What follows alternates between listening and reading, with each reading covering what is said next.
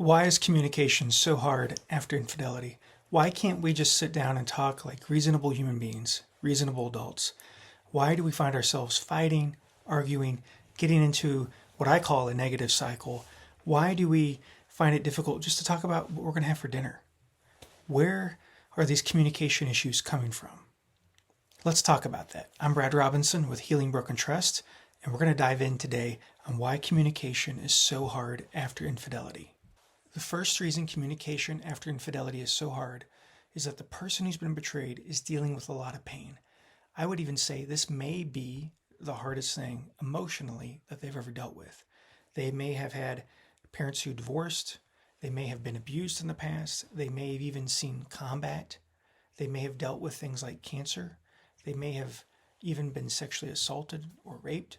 I've had clients in the past who've gone through all of those things, who've said that dealing with their spouse's infidelity was all harder than those things.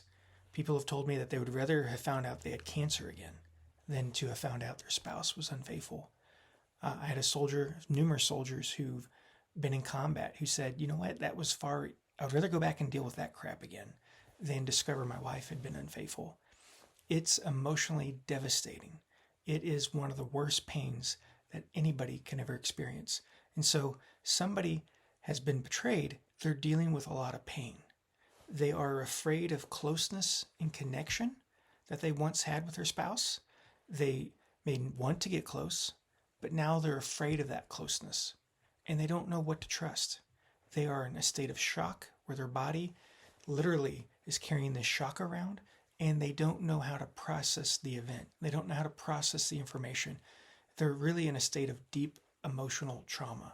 And I don't say that lightly. They're really in a lot of pain and they're deeply confused. They are deeply hurt. Think about how maybe you would react if you discovered your spouse was unfaithful. A lot of people say, if you ever cheat on me, we're done. We're not going to communicate. We're just done. I'm divorcing you. I'm leaving immediately.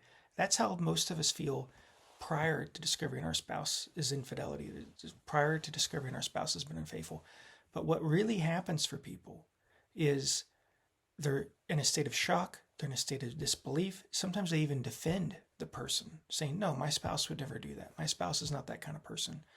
They can't fully process what's happened, the weight of what's happened. And so for them to be able to communicate is very hard. For them to be able to process what's happened to them is very hard. So they ask a lot of questions. They're confused. Here's what happens though. When somebody betrays you, you lose your trust for that person immediately. Trust is lost the moment you find out. But what's not lost when you're betrayed is you don't lose your love for that person right away. You don't lose your feelings of affection for that person right away. If they can be lost eventually, but it takes time for those feelings to go. It doesn't happen quickly. It doesn't happen overnight. It's something that is a process. And so what normally happens is somebody who's been betrayed will try to make things work with the person who broke their trust. They will try to make things work, but they don't really know who this person is anymore. Because how could the person I fell in love with, the person who swept me off my feet, the person who captured my heart, maybe a year later or several years later after we've started a family, how could they now be the person who's doing this to me? These two things don't go together. The person who always took care of me and protected me, the person who was always there, the person who made vows that I made vows to and they made vows to me to care for each other. How did this happen? And so that's one of the common things that they'll ask is, how did this happen? Why did it happen? They are in a state of shock and confusion. And so just being able, and I'm talking, this state of shock and confusion can go on for quite a long time. This can go on certainly for days and months, and sometimes it can go on for years. People are so wounded by what's happened, they're not able to move forward from it. It's a deep emotional wound. And here's the kicker. When you have been wounded, think of a wound on a continuum. You got the deep emotional wounds like betrayal, abandonment, desertion. You got these big, huge relationship wounds. You got those continuum wounds. And then you have kind of more everyday wounds where somebody's maybe rude, where somebody isn't necessarily kind. Maybe they say something behind your back to other people that you know. No matter what kind of scenario you're in, when you feel betrayed by somebody or even hurt by somebody, it's very hard to give that person the benefit of the doubt. Hurts cause us to go into our lizard brain. Hurts cause us to go into our lizard brain. We go into more of a fight or flight part of our brain. We go into the first part of our brain that develops in the womb, the fight or flight part of our brain. And it's very hard to give somebody the benefit of the doubt, because if we do, we could get hurt more. So what we find ourselves doing is we want to keep our distance from that person. But here's the problem. We still love that person. And we want to keep our distance from them. So we're torn. We're conflicted.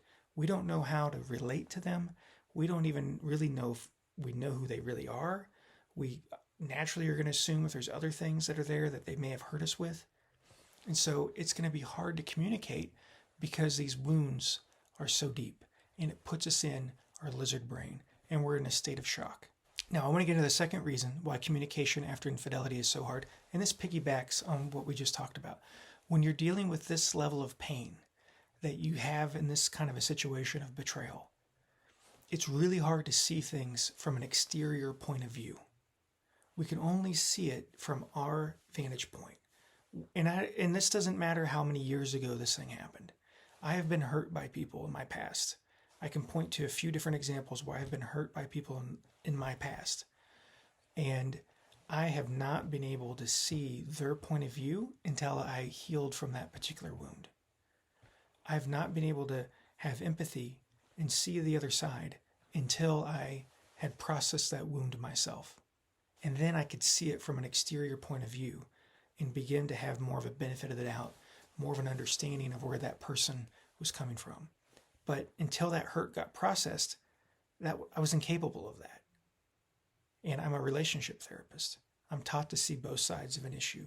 But when it happens to you, you can't do it. It's just too big of a wound. And so these types of wounds, the additional thing that they do is it makes it really hard to see things from an exterior point of view. So let me ask you, have you ever been so hurt in your life that it's been hard to empathize with the other person who hurt you? They really felt like they were right. They pushed their side. They made an argument for their point of view, but you couldn't really understand where they were coming from. And they ended up maybe feeling hurt by you as a result. That's what happens. That is what happens when we are hurt, is we struggle to see the other side. We struggle to see their point of view. Have you ever been so hurt in your life that it was hard to empathize with the other person, that it was hard to understand the other person's point of view, or how could somebody do something? When you're in lizard brain, your brain just shuts off and it doesn't allow you to see the other side. And when that happens, communication will become hard. It doesn't matter what the situation is. It could be a major trauma like infidelity or having somebody speak negatively behind your back. No matter the size of the hurt, when we're wounded, it's much harder to be empathetic and see the other person's point of view. And obviously, without empathy, we can't begin to have civil conversations. Sometimes we can't really have good conversations after infidelity because the wound is so deep. And what that leads to is it's hard to have empathy and see the other side. We're just so hurt. And it's a major, major, major wound. And of course, it's not fair. Somebody who wounds us and betrays us and replaces us with somebody else, yeah, they should. It's very hard to have empathy for somebody like that because it's something that's deeply wrong. It should never be done. And so it's hard to have compassion when that happens to us. It's hard to have compassion for somebody who hurt us. It's a trait that every human being has. It's a real virtue. It's a real strength to be able to see past our own hurt and see the other side of an issue. It doesn't come naturally.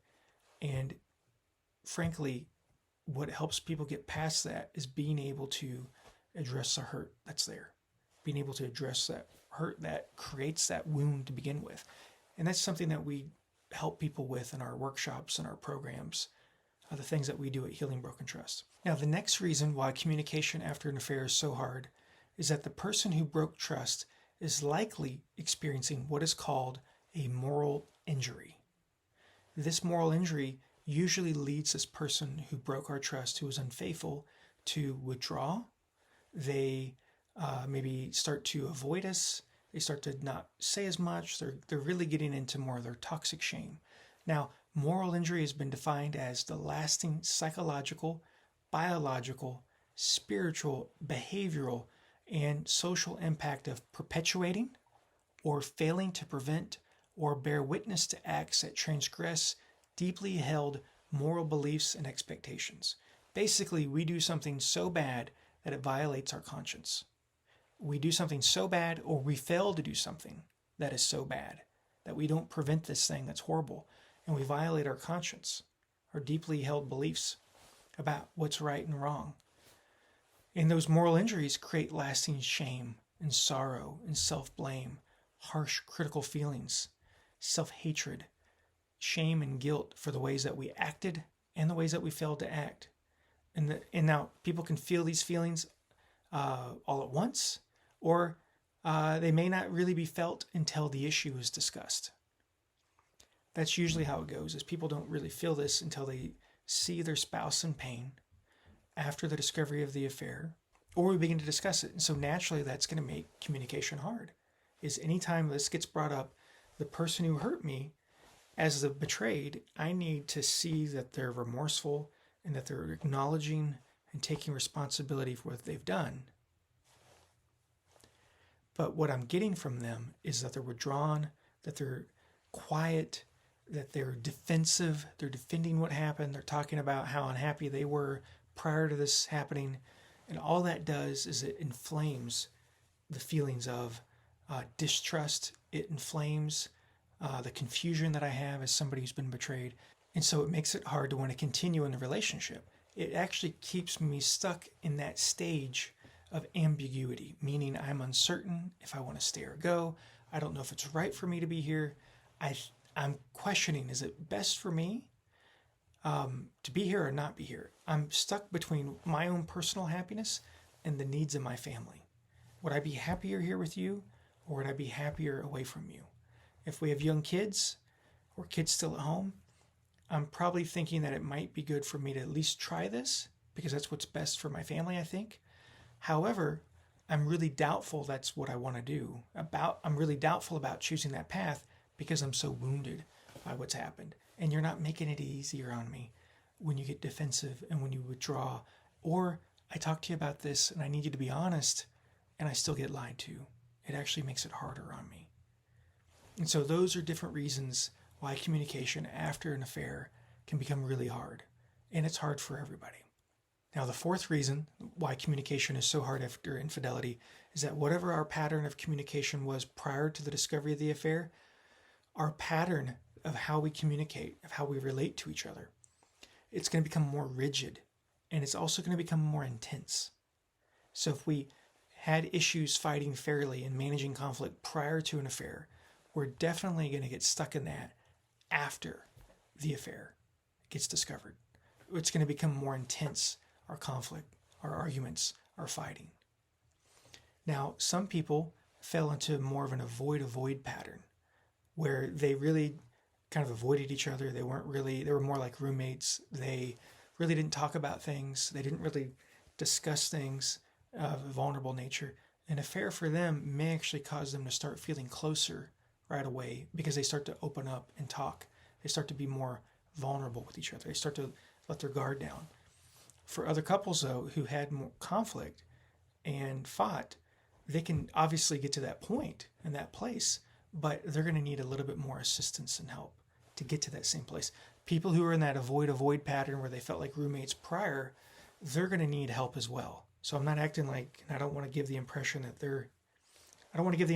people who are in the avoid pattern who now start to feel like they're connecting more after an affair don't have to do any work. They certainly have to do work. There's a lot of trust that has to get rebuilt. There's a lot of moving pieces to healing. And couples where they've had for the couples who fought and had poor conflict management prior to the discovery of an affair, it's certainly going to become more intense afterwards. It's pouring gasoline on whatever type of relationship they had prior. They're going to have a more extreme version of what their negative cycle was prior. You hear when people win the lottery or get a lot of money, that the money just made them more of who they already were.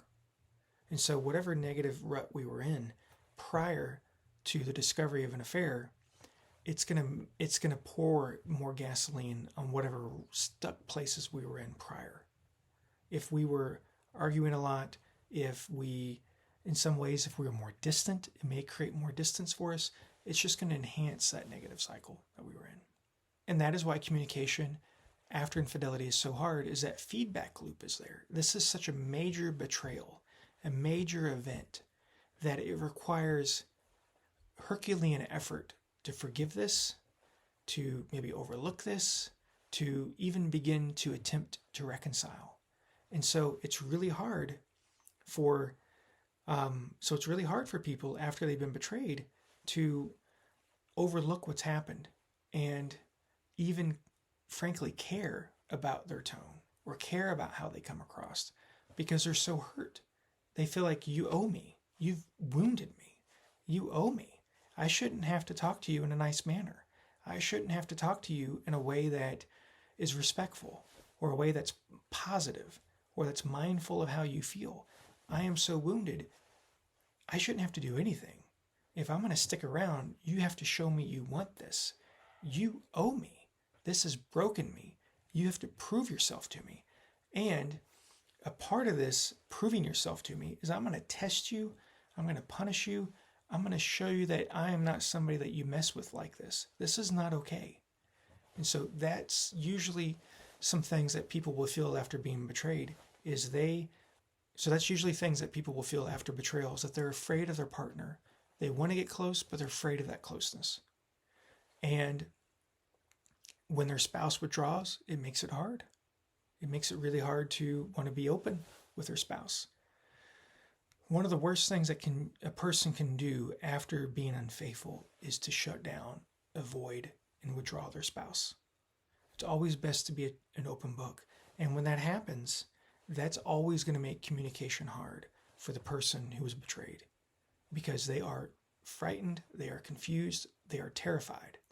And the more their spouse can be an open book, the more their spouse can be transparent with them and talk with them about what's going on, the easier of a process this will be.